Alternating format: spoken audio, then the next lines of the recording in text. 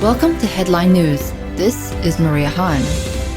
Graham stated that Trump endorsement will help Republicans get reelected. Chairman of the Senate Judiciary Committee, Lindsey Graham, said Friday, February 26 that a large group of Republican senators will be seeking re-election in the 2022 midterm elections. Trump's support will help them all. Graham said that Trump will work with Republican senators seeking re-election and will help Republican senators win back Arizona, Georgia, and New Hampshire.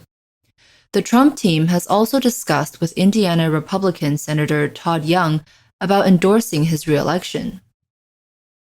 Trump has announced a few days ago that he will endorse Republican Senator Jerry Moran in the 2022 midterm elections. In a statement, Trump said, "Senator Jerry Moran is doing a terrific job for the wonderful people of Kansas, strong on military, vets, the border, and our Second Amendment. Jerry has my complete and total endorsement for his re-election in 2022. It is unclear whether Trump will endorse Senator Lisa Murkowski of Alaska and Senator John Thune of South Dakota, both of whom are running in the 2022 midterm elections. Murkowski, a longtime Trump critic, had supported his impeachment and had been condemned by Alaska Republicans for doing so.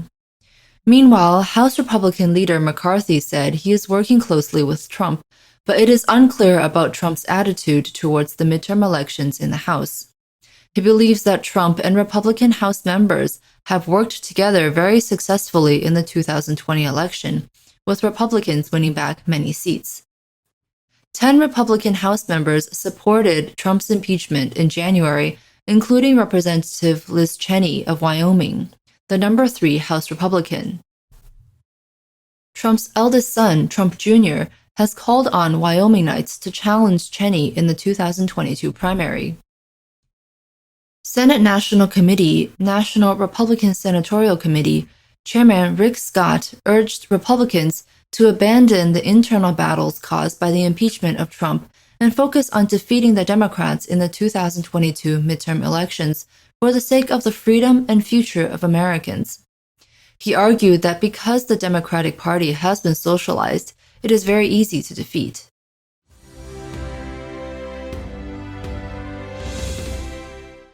Trump Jr. urges Republicans to speak out at CPAC interview.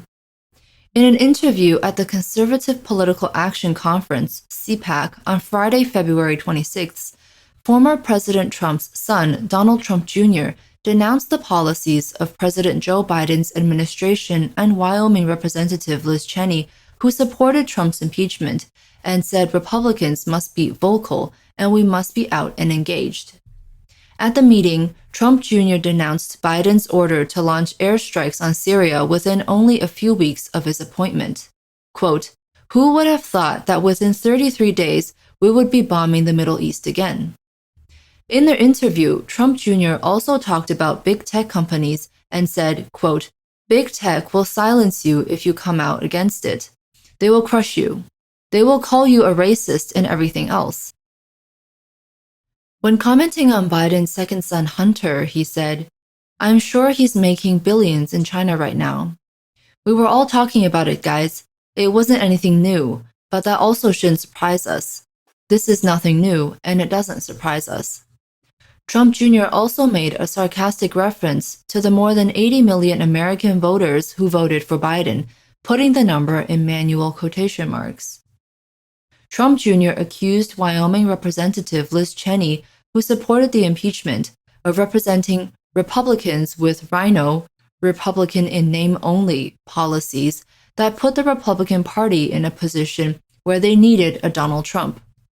He denounced, quote, "I'm sure she has a lot of bipartisan support, because if there's one thing that she and Joe Biden definitely want to do, it's bomb the Middle East."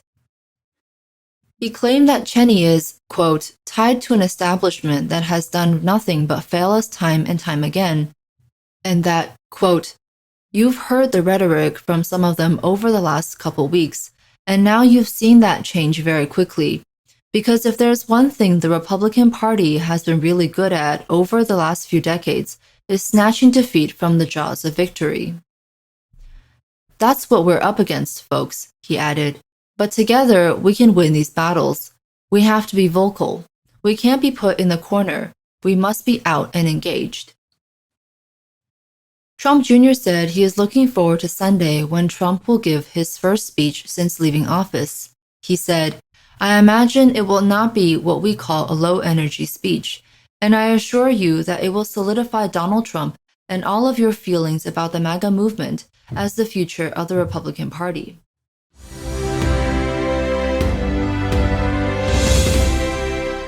U.S. sanctions Saudi officials and troops for death of journalist Jamal Khashoggi.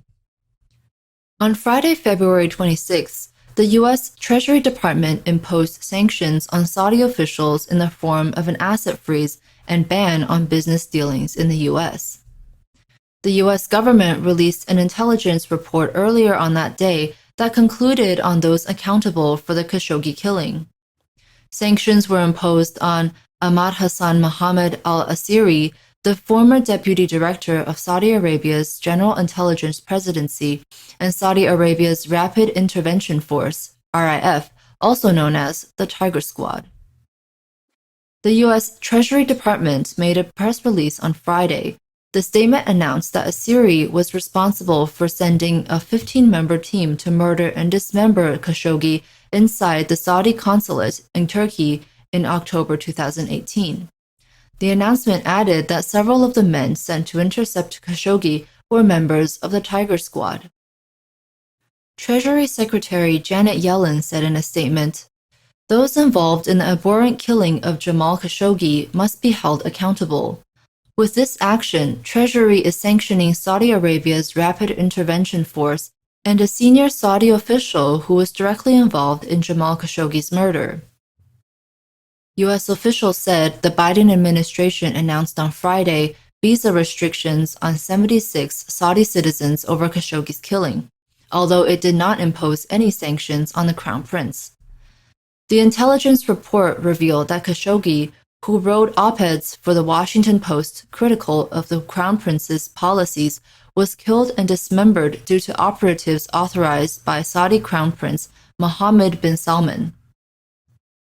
The declassified intelligence released Friday was allegedly carefully designed to limit damage to the U.S.-Saudi relations.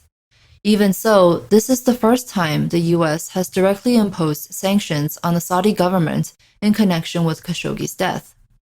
On Thursday, February 25th, Joe Biden spoke with the Crown Prince's 85-year-old father, King Salman, in a call in which the two sides said they reaffirmed their decades-old alliance and pledged to cooperate. Thank you for joining us today, and we'll see you next time.